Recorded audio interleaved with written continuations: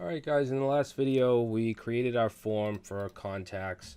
Now we want to give functionality to this form. We know that we can submit it now to the create contact method here, but we want to submit it to the database. So we're going to need a way to communicate with our back end, and we're going to use Axios, which is an HTTP client. So let's go over to our console, and this is the npm run watch. I'm going to keep that running and just open up a new tab here. Let's say new console.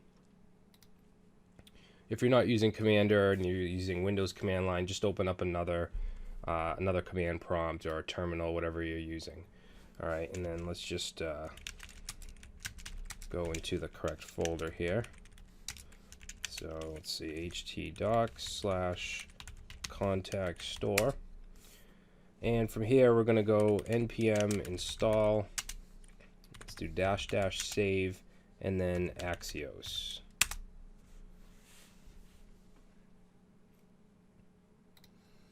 All right, while that's going, let's go over to the app.js file in the resources assets folder. And we need to bring in Axios in order to use it. And we're going to do it right above the view component. So let's say, we'll say let Axios equals require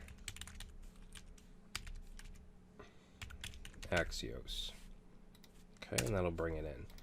And then we can access this from our component. So let's go back to contacts.view. And we're going to go down to create contact. And we need to basically access the current context when we submit this. So we're going to create a variable called self, and we're going to set it to this. Okay, and then we want to create a parameter called params and set that to object.assign, and I'll explain this in a second. And then we're going to pass in an empty object and then self.contact. All right, so we're merging an object with another. Okay, so this object.assign, we're merging the parameters that we're submitting to the current object. So once we have this params, we can then pass this into an Axios request. So from here, let's say Axios.post, because we want to make a post request. Excuse me.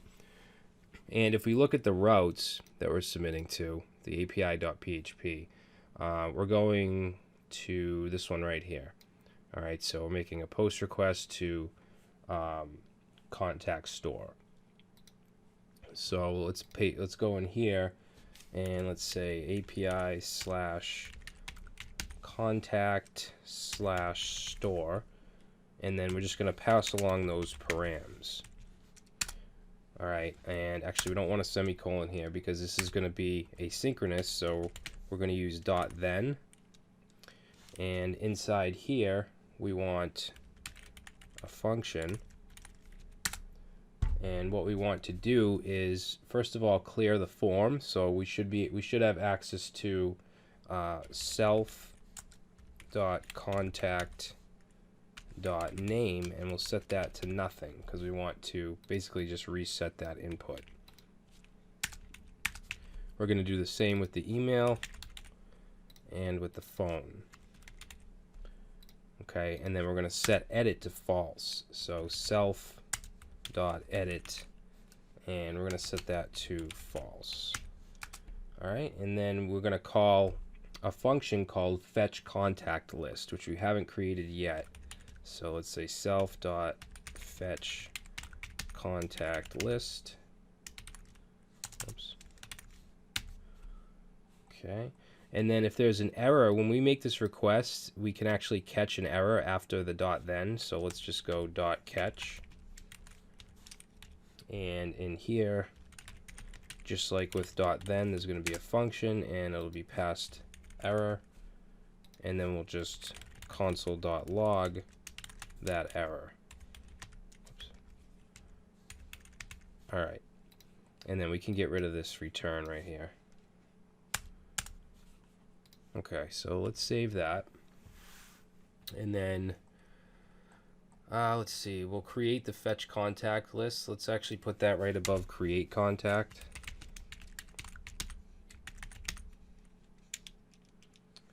So that's going to be, fetch contact list, and we're going to set that to function. And you want to put a comma right there. And then let's just do a console log. And we'll say fetching contacts. And then for now, let's just return. All right, so we'll save that. Let's go over here and reload. Okay, everything should have got compiled because we have npm run watch running. Now, before we even try to submit the form, let's actually fetch the contacts, because I honestly can't remember if we added contacts already to SQLite or not. I think we did, but let's just do this. It's easy enough. So in here, I guess we'll leave the console log, and then let's do axios.get, because it's going to be a get request. I don't know why I keep putting that semicolon. And we're going to get it from API/contacts. And let's do .then. Let's see, .then, and then that's going to give us a response. So we can do function. Actually, let's put this on a new line. Function, that's going to give us a response. And then in here, let's see, what do we want to do? Let's actually add it to the list. Remember, we created this list array right here. So we'll say this.list, and we'll set that to response.data. All right, and let's also console.log the response. Actually, we'll do response.data. Oops, that's not right. Right here. Okay, and then we can also add a catch to this if there's any errors. So let's say .catch. Okay, and then this will give us error, and we'll just console log. All right, so let's save that. And let's see, we actually want to run this fetch contacts list when the component loads. So right here, let's say this dot fetch contact list. Okay, we'll save that and reload. All right, so we get fetching contacts, so we know that this is running. But okay, so it's giving us an empty array as a response. Cannot set property list of undefined. So let's see, that's talking about right here, this dot list.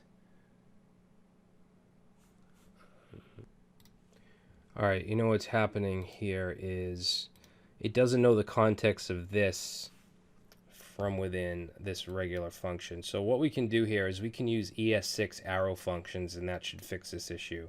So instead of passing in, function response, let's take away the function keyword and then just add an arrow right here like that. All right, we might as well do the same thing with the catch. Take away function and then put an arrow like that. And let's save and reload. And now we don't get that message, okay? And it's returning an empty array. So let's go ahead and try to insert a contact. We'll say John Doe. Phone number. All right, update. Oh, update. That's not right. Oh, you know what? I never set edit back to false, that's why. All right, so let's do that. Now it says new contact, so let's try it again. New contact. Let's see, creating contact, and then we get an error, 500 error. And we're posting to contactstore.dev/API/contact/store.